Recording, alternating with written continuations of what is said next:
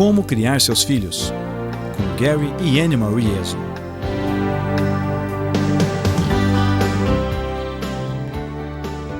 Bem-vindos à nossa sexta sessão de Como Criar Seus Filhos. Nesta lição, começaremos um estudo de 2 partes sobre a formação do caráter, identificando algumas virtudes fundamentais que devem fazer parte da estrutura moral de seus filhos.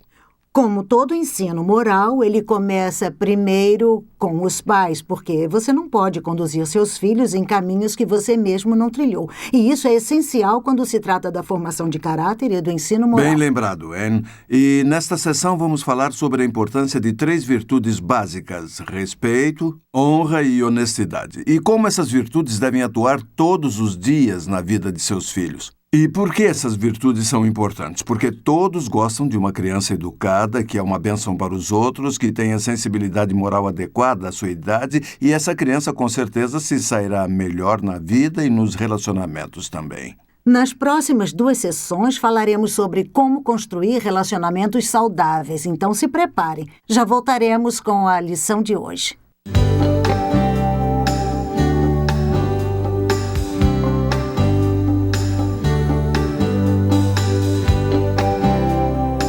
Muito bem, estamos na sessão número 6 e vamos falar sobre a criança virtuosa. Vamos rever então o que já vimos. Falamos sobre a criança responsável, a criança segura. Falamos sobre os componentes para a criança amorosa, a criança confiante. Falamos sobre a criança moral e agora falaremos sobre a criança virtuosa. Eu espero que notem que tudo está relacionado com a primeira lição. Se queremos criar um filho responsável, então teremos que desenvolver nesse filho uma sensibilidade moral, sensibilização moral. Todas essas lições estão ligadas à primeira. Esta, em particular, será bem prática, ajudando a incutir essas virtudes, e um dos primeiros desafios que terão, vocês têm filhos e já enfrentaram isso, mesmo sem saber, será descobrir quais traços de caráter que desejam ver em seus filhos. E uma parte desse processo de descoberta, dessa procura, vem muitas vezes da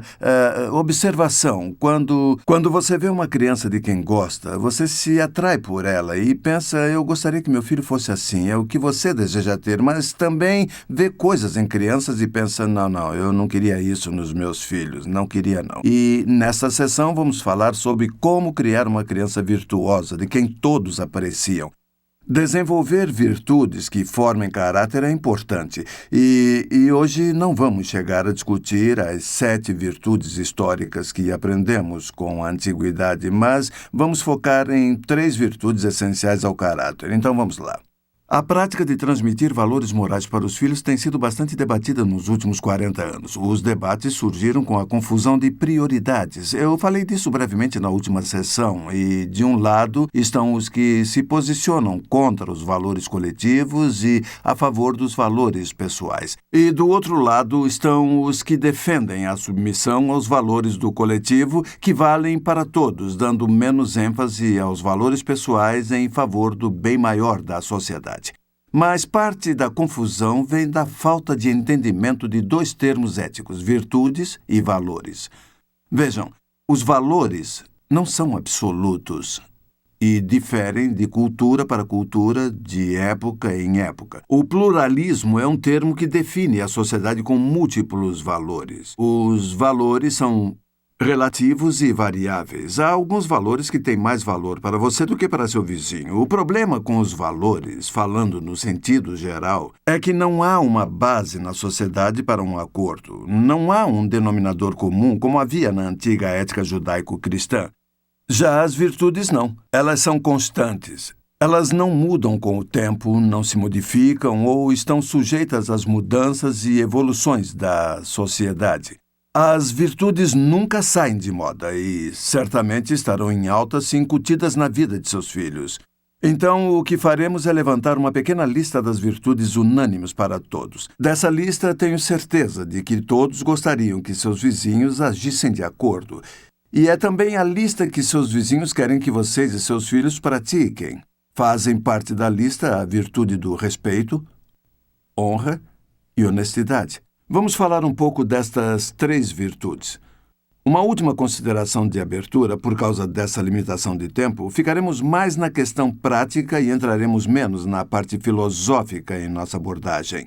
Eu já falei o bastante sobre a teoria, então vamos ao lado prático. Mesmo sem dar ênfase na parte teórica, eu já vou avisando a vocês de que precisaremos de 2 sessões inteiras apenas para falar dessas 3 virtudes. Vou começar definindo alguns termos para que possam ter um bom entendimento.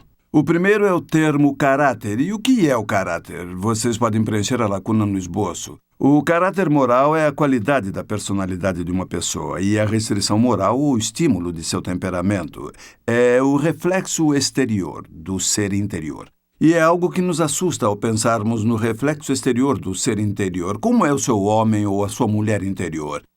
E saibam que não podem manter isso em segredo porque ele se revela e vai além. Ele também se reflete em nossos filhos e nossos filhos refletem não somente a si, mas também nossos valores e nossas virtudes. Na verdade, nossa moral define nosso caráter e o caráter reflete nossa moral. O ensino moral e o desenvolvimento do caráter são conceitos sinônimos, eles andam juntos.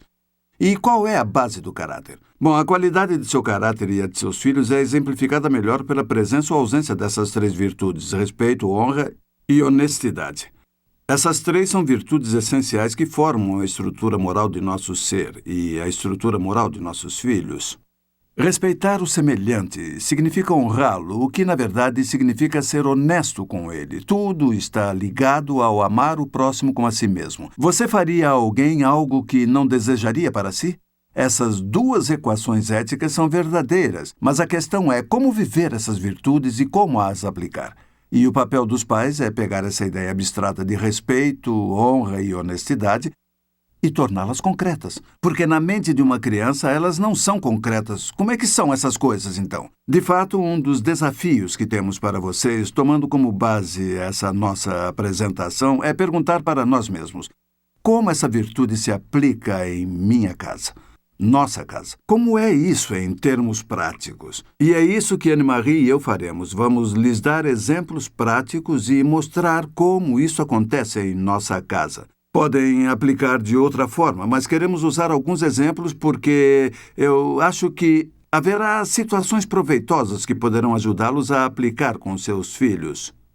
No geral, há 7 relacionamentos básicos essenciais para uma sociedade. Isso não é impressionante? São 7 os relacionamentos básicos em todas as sociedades. Não importa se é uma sociedade complexa ou uma cultura primitiva. Essas 7 relações são constantes através do mundo. São fundamentais a todas as relações humanas. Elas são respeito pela propriedade, o respeito pelos colegas e irmãos são uma coisa só, respeito pelos pais, respeito pelas autoridades, pelos mais velhos, pela natureza e respeito a si mesmo. Essas são 7 relações naturais. Eu gostaria de ter tempo para falar de todas, mas não vai dar. Vamos discutir apenas 3 delas. De uma maneira bem prática, vamos falar do respeito pela propriedade, respeito pelos colegas e irmãos e respeito pelos mais velhos. E nessa sessão ficaremos só no primeiro. Vamos falar do respeito pela propriedade e talvez você pense há muito o que discutir? Bom, há bastante. E espero que desfrutem do tempo que passaremos só nesse ponto, porque essa é uma das virtudes mais fundamentais, respeito pela propriedade, porque ela inclui outras virtudes que estão ligadas a ela.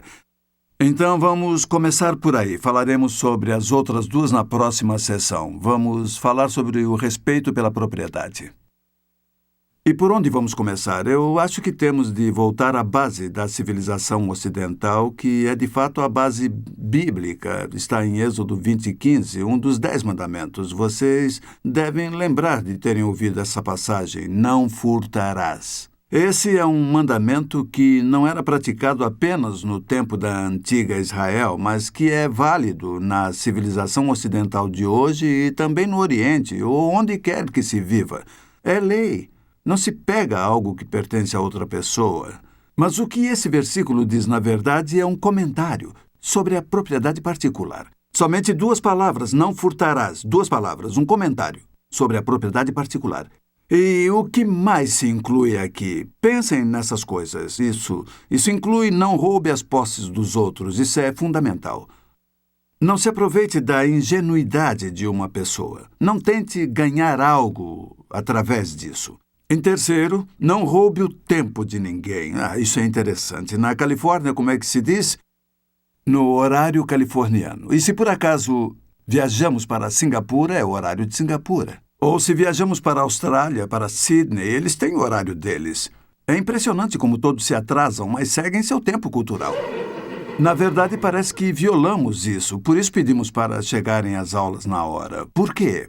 Porque quando não se chega na hora, a aula se atrasa. E você está tirando algo dos outros que organizaram suas vidas de acordo com o horário. É uma questão de sensibilidade e de compromisso. E a número 4, não roube a boa reputação de alguém. Agora, a questão é que há uma ética que rege como devemos honrar a propriedade de nosso próximo. Para facilitar, vamos começar por uma compreensão correta do objetivo do respeito. Uma compreensão correta do objetivo do respeito. No esboço, atenção a isso. O objetivo do respeito não é a propriedade, não é a propriedade da pessoa. O objetivo do respeito é a pessoa que é dona da propriedade. Por favor, entendam essa diferença.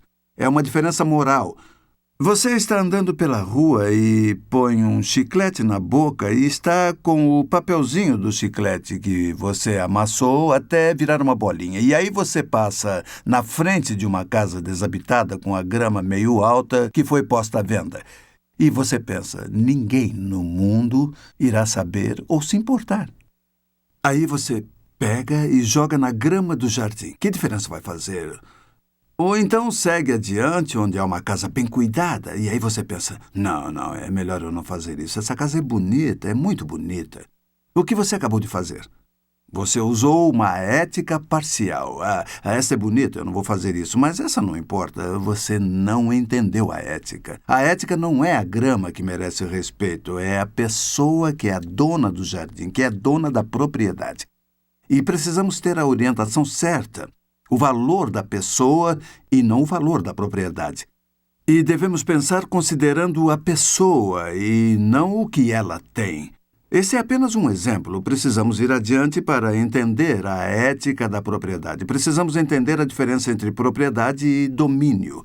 Gente, isso é realmente importante, principalmente para os homens, porque acho que temos bastante clareza sobre a questão do domínio em nós. Deixe-me definir.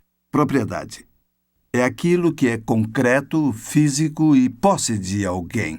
O que é concreto, físico e que possuo, no geral, é assim. A Anne-Marie e eu temos propriedades intelectuais que não são concretas, mas é algo que possuímos. Porém, no geral, as propriedades são concretas. Já o domínio é diferente. O conceito é diferente, tanto na definição quanto na prática também. Domínio é algo pelo que sou responsável, tanto seja no plano físico ou não. Ele inclui propriedade, tempo, espaço e direitos pessoais. O domínio está ligado à responsabilidade de mordomia. O domínio é o lado positivo da posse. E o egoísmo é o lado negativo da posse. Vamos falar do sensor de domínio que está em seu esboço para visualizarmos como funciona. Digamos que surge aqui uma criança de 3 anos e meio com um saco cheio de balas. E o tio Gary pergunta, Oi, Billy, o que é que você tem aí? Aí ele diz, balas. A maioria das crianças pequenas, se você chegar perto e disser, você pode me dar uma bala? Ela lhe dará e até entregaria o saco inteiro para você poder escolher. Ele não vai fazer como os mais velhos fazem. Pega essa que caiu aí no chão. Ele daria contente, mas todos já viram isso. Se o Billy estiver vindo e você disser, olha aqui, me dá esse saco de balas. Qual será a reação natural da criança? É recuar, se proteger.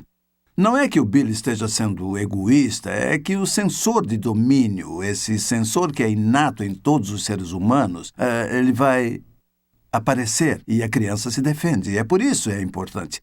Acreditamos que Deus tenha criado esse sensor de domínio em nós para que tenhamos uma alta sensibilidade com relação à propriedade das outras pessoas, o domínio das outras pessoas. E esse sensor de domínio é bastante sensível para o sentido de invasão. Se o nosso domínio for ameaçado ou invadido, esse sensor é acionado em todos nós. Vocês, mulheres, conhecem bem isso. Digamos que vão a um supermercado em que há uma grande promoção de asas de frango. E você, que é bastante educada e corretamente pegou sua senha, está aguardando já há algum tempo e está vendo que a pilha de produtos está quase chegando no fim e aí chega a sua vez, é o seu número, e alguém surge do nada parecendo que ela não está vendo que há uma fila de quase 1 quilômetro e diz, eu posso só fazer uma pergunta? E você imediatamente faz assim...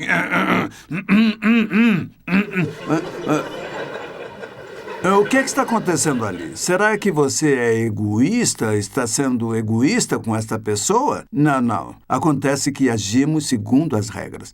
E o sensor de domínio é acionado quando uma outra pessoa tenta tomar o nosso direito, porque nós seguimos a regra e, de repente, o sensor de domínio é acionado.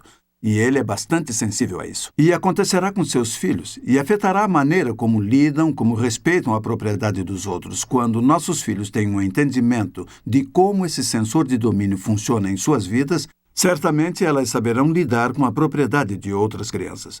Onde começamos a educar nossos filhos a respeitar a propriedade dos outros, agora que entendemos o sensor de domínio. Vejamos algumas coisas práticas. Número 1, comece em sua própria casa, com seus filhos.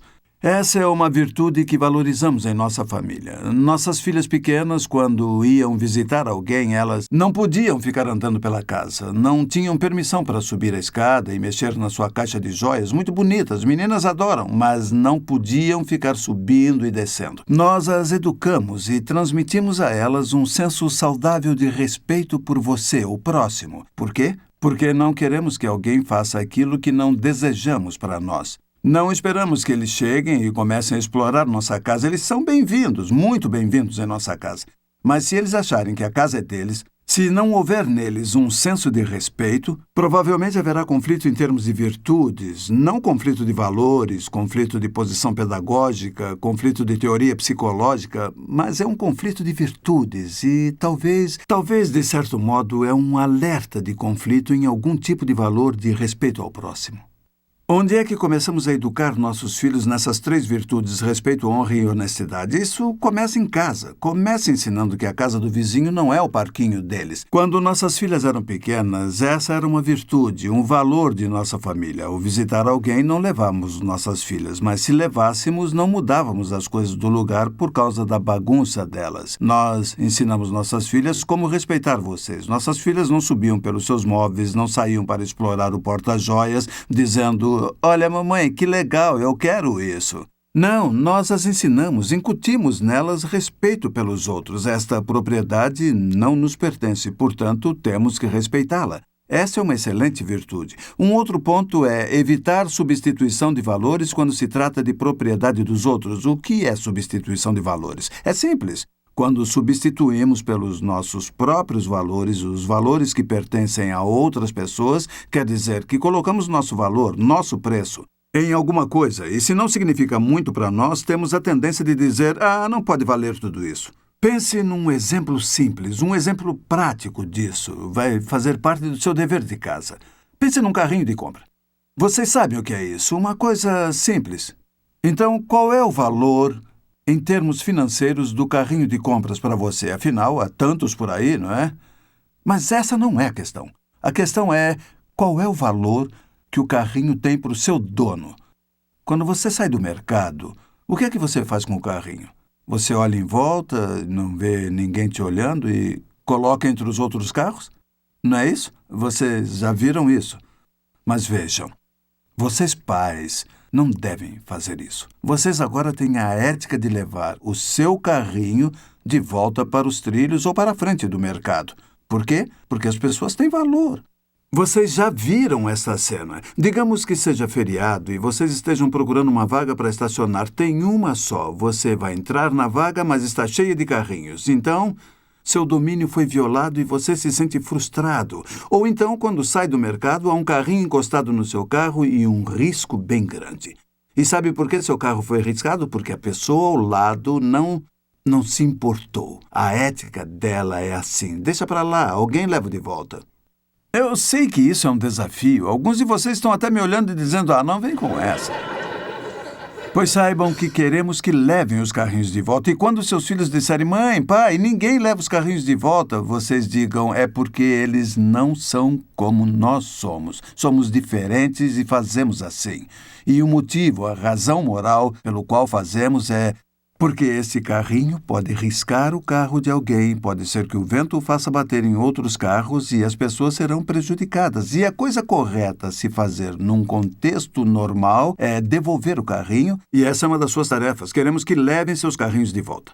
Na verdade, deixe-me transmitir essa ideia, colocá-la em vocês.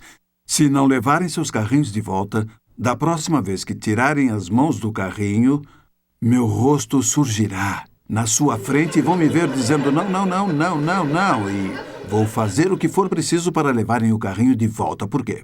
Porque é o começo de uma nova fase, de um novo padrão. E vocês são a geração que podem mudar. Vocês precisam levar seus filhos a esse novo padrão. E, novamente, quando seus filhos disserem, mas ninguém mais faz, você diz, tudo bem, mas nós vamos fazer. Pensem nisso. Que ética maravilhosa! Por que farão isso? Por valorizar os outros. O que os motiva? Porque é a coisa certa e porque eu quero que esse padrão seja incutido nos meus filhos e quero que os outros façam isso. Por quê? Porque estou cansado de chegar e encontrar um carrinho de compras batido no meu carro. Vivemos numa sociedade em que gostamos que todos os outros cuidem de nós, que façam tudo por nós, que limpem nossas sujeiras. Em que ponto nós, como pessoas, começaremos a tomar a iniciativa? Em outras palavras, pais e mães, vocês não têm o porquê deixarem seus carrinhos no estacionamento. Façam a coisa certa, façam a diferença. É importante. Vamos prosseguir. Ensinem os filhos o valor da propriedade, isso é importante. Para realmente respeitar a propriedade do próximo, é preciso entender a relação entre, atenção a isso, o trabalho e o valor. Trabalho e valor. A única medida eficaz do valor de um bem é o trabalho. O trabalho define o valor. Sem o trabalho, não há base para se estabelecer o valor de um bem. Este é um conceito filosófico e psicológico.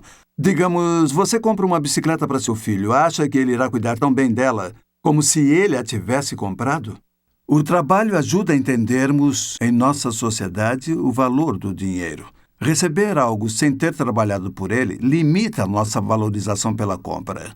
Uma criança que faz um trabalho para ganhar dinheiro e comprar algo dará muito mais valor a isso do que uma criança que ganhe isso de presente. É previsível que o primeiro tenha maior senso de mordomia, já que o valor da bicicleta está ligado ao trabalho. Há várias formas de ver o assunto, mas o trabalho pode ser dividido em duas categorias gerais: o trabalho por dever e o trabalho como poder de compra. O trabalho por dever geralmente se refere às responsabilidades na família, tais como as tarefas de casa, cuidar do cachorro, varrer a casa, pôr a mesa, coisas assim. O trabalho por dever não é feito por dinheiro, mas sim para ajudar. Todo mundo faz alguma coisa para ajudar a família. Quando nossas filhas eram pequenas, elas tinham tarefas, não pagávamos a elas para fazerem as tarefas, não pagávamos para serem membros da família. Quisemos ensinar a elas a ideia do grupo, de que todos somos responsáveis uns pelos outros, todos contribuem. Não que não pudéssemos pagar por cada coisa que fizessem, mas queríamos criar esse valor precioso em seus corações. Filhas, precisamos de vocês na nossa equipe. Não é que precisemos dela e que vamos manipular a consciência da criança, mas sim que precisamos dela para desenvolver um relacionamento. Do outro lado da questão está o trabalho para a compra, que é o trabalho feito por compensação financeira. Isso ocorre quando a criança faz um trabalho extra com o objetivo de se comprar alguma coisa. Esse tipo de trabalho atribui valor real à propriedade. Uma vez, nossas duas filhas chegaram para nós, elas deviam ter 9 ou 10 anos, e disseram, pai, sabe o novo jogo que todo mundo tem? Nós queremos também. E a minha pergunta foi, e quanto é que custa? E disseram $25. $25 não vale tanto hoje, mas nós estamos falando de muito tempo atrás, numa época quando $25 dava para comprar comida para uma semana, não é? E eu disse, $25? Não podemos gastar $25. Mas tem uma coisa, tenho que contratar alguém para pegar as pedras no jardim. Nós moramos na Nova Inglaterra e sempre que havia muita geada, todos os anos as pedras no chão, por mais que as tirássemos, a geada as trazia de volta. Todos os anos as pedras voltavam e precisávamos tirar as pedras. Então eu disse, eu ia contratar alguém, mas eu darei a vocês duas $1 por cada balde de pedra que pegarem, e vocês só precisam levá-lo para uns 5 metros de distância para a pilha de pedras que o papai já começou a juntar.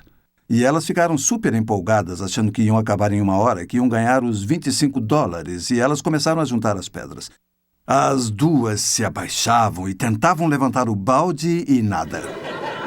Não conseguiam levantar o peso, então esvaziaram um pouco e, quando tiraram a metade, elas foram capazes de carregá-lo e de jogar as pedras na pilha que eu tinha feito antes. E fizeram isso com o segundo balde, e elas conseguiram $1 por cada balde completo. Em 2 ou 3 semanas, elas haviam enchido a pilha de pedras e ganharam os $25, e podem saber, com aquele jogo, cuidaram muito bem dele, muito bem. Isso criou nelas um senso de valor. E quando elas perceberam que os outros vestiam calça jeans de grife, que custava $30, elas disseram, $30? Podemos ir a uma ponta de estoque e comprar 3 pares de calças jeans ótimas. Como elas chegaram a essa sábia decisão? Porque trabalharam. Minha filha Jennifer comprou uma casa aqui no sul da Califórnia e eu perguntei depois, Jennifer, você fez um bom negócio? Quanto custou essa casa? Ela disse, papai, foram 155 mil baldes de pedras, acredite. E elas jamais esqueceram aquela experiência, porque o que o trabalho faz é criar na criança um entendimento preciso do valor do dinheiro. Vocês podem dizer aos filhos o quanto custou para conseguir alguma coisa. Existe uma culpa social de não querermos estressar as crianças dizendo isso.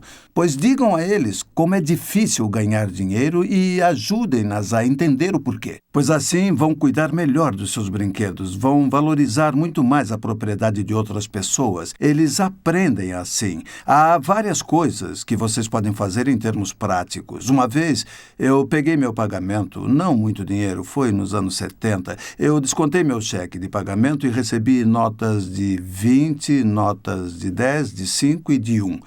E coloquei tudo em cima da mesa da cozinha, em montes. Então, nós chamamos as meninas, porque era uma lição planejada. Nós chamamos as meninas e dissemos, meninas, olhem o dinheiro. E ficaram extasiadas e disseram, pai, você é o homem mais rico do mundo. E eu disse, não é bem assim, mas o que é isso? Isso é o que o papai recebe de pagamento na semana. O que vocês gostariam de fazer com isso? Elas disseram, vamos para a Disneylândia ou outro lugar qualquer. E eu disse, legal, mas olha só.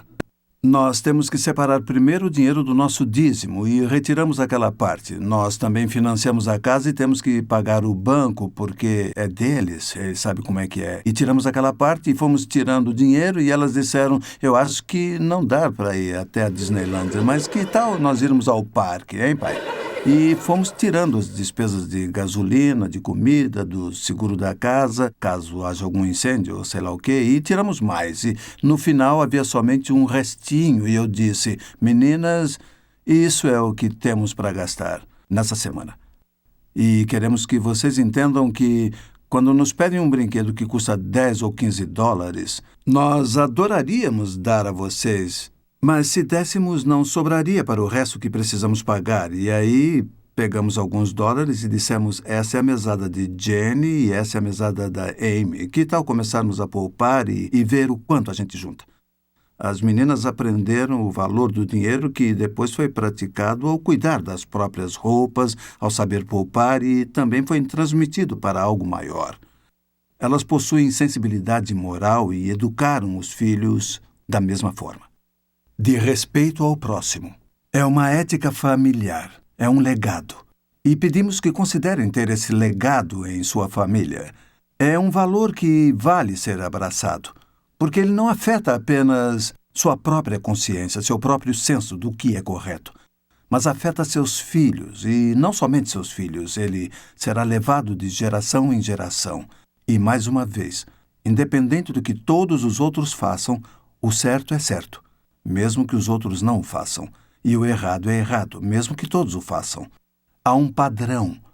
e pedimos que sigam o padrão. Sim, existe o bom, existe o melhor e o excelente. E o que achamos é: chegou a hora de nossa sociedade fazer o excelente. Vou parar por aqui e Anne-Marie virá com alguns comentários finais.